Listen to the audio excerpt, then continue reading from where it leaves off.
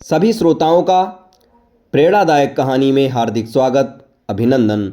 आज के इस वीडियो में आप सभी के सामने प्रस्तुत है एक प्रेरणादायक कहानी जिसका शीर्षक है सेठ जी की परीक्षा। बढ़ते हैं कहानी की तरफ। बनारस में एक बड़े धनवान सेठ रहते थे। वह विष्णु भगवान के परम भक्त थे और हमेशा सच बोला करते थे।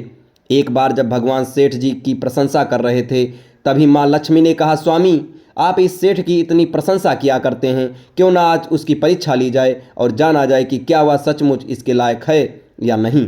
भगवान बोले, ठीक है, अभी सेठ गहरी निद्रा में है, आप उसके स्वप्न में जाएं और उसकी परीक्षा ले लें।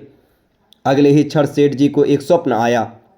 स्वप्न में धन की देवी लक्ष्मी उनके सामने आई और बोली, हे मनुष्य, मैं धन की दात्री लक्ष्मी हूँ। सेठ जी को अपनी आंखों पर यकीन नहीं हुआ और वो बोले, हे माता, आपने साक्षात अपने दर्शन देकर मेरा जीवन धन्य कर दिया है। बताइए, मैं आपकी क्या सेवा कर सकता हूँ। कुछ नहीं, मैं तो बस इतना बताने आई हूँ कि मेरा स्वभाव चंचल है और वर्षों से तुम्हारे भवन में निवास करते करते मैं अब ऊब चुकी हूँ और यहाँ से जा रही हूँ। सेठ जी बोले, मेरा आपसे निवेदन है कि आप यहीं रहें, किंतु अगर आपको यहाँ अच्छा नहीं लग रहा है तो मैं भला आपको कैसे रोक सकता हूँ। आप अपनी इच्छा अनुसार जहाँ चाहें जा सकती हैं। और माँ लक्ष्मी उसके घर से चली गई।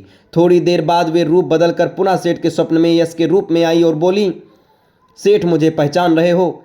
सेठ, नहीं महोदय, आपको नहीं पहचाना। यश, मैं यश हूँ। मैं यही तेरी कीर्ति और प्रसिद्धि का कारण हूँ, लेकिन अब मैं तुम्हारे साथ नहीं रहना चाहता क्योंकि माँ लक्ष्मी यहाँ से चली गई हैं, अतः मेरा भी यहाँ कोई काम नहीं। सेठ, ठीक है, यदि आप भी जाना चाहते हैं तो वही सही।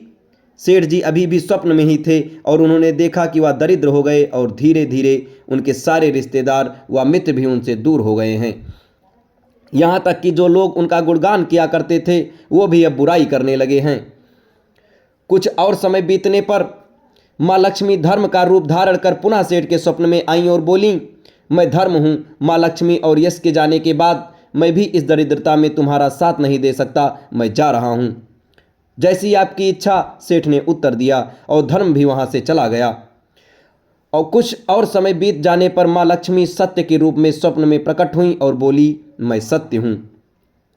लक्ष्मी, यश और धर्म के जाने के बाद अब मैं भी यहाँ से जाना चाहता हूँ। ऐसा सुन सेठ जी ने तुरंत सत्य के पांव पकड़ लिए और बोले, हे महाराज, मैं आपको नहीं जाने दूंगा। भले ही सब मेरा साथ छोड़ दें, मुझे त्याग दें, पर कृपया आप ऐसा मत करिए। सत्य के बिना मैं एक क्षण नहीं रह सकता। यदि आप चले जाएंगे तो मैं तत्काल ही अपने प्राण त्याग दूंगा। लेकिन तुमने बाकी तीनों को बड़ी आसानी से जाने दिया, उन्हें क्यों नहीं रोका? सत्य ने प्रश्न किया। सेठ जी बोले, मेरे लिए वे तीनों भी बहुत महत्व रखते हैं, लेकिन उन तीनों के बिना भी मैं भगवान के नाम का जाप करते करते उद्देश्यपूर्ण जीवन जी सकता हूँ। परंतु यदि आप चले गए तो मेरे जीवन में झूठ प्रवेश कर जाएगा और मेरी वाणी अशुद्ध हो जाएगी। भला ऐसी वाणी से मैं अपने भगवान की वंदना कैसे कर सकूंगा? मैं तो किसी भी कीमत पर आपके बिना नहीं रह सकता। सेठ जी का उत्तर सुन सत्य प्रसन्न हो गया और उसने कहा, तुम्हारी अटूट भक्ति ने मुझे यहाँ रोकने पर विवश कर दिया है और अब मैं यहाँ से कभी नहीं जाऊँगा। और ऐसा कहते हुए सत्य अंतर्ध्यान हो गया। सेठ जी अभी भी निद्रा में थे। थोड़ी देर बाद स्वप्न में धर्म वापस आया और बोला, मैं अब तुम्हारे पास ही रहूँगा क्योंकि यहाँ सत्य का निवास है।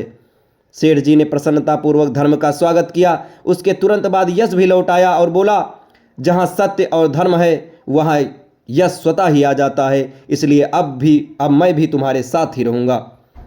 सेठ जी ने यश का भी आवभगत की और अंत में माँ लक्ष्मी आई।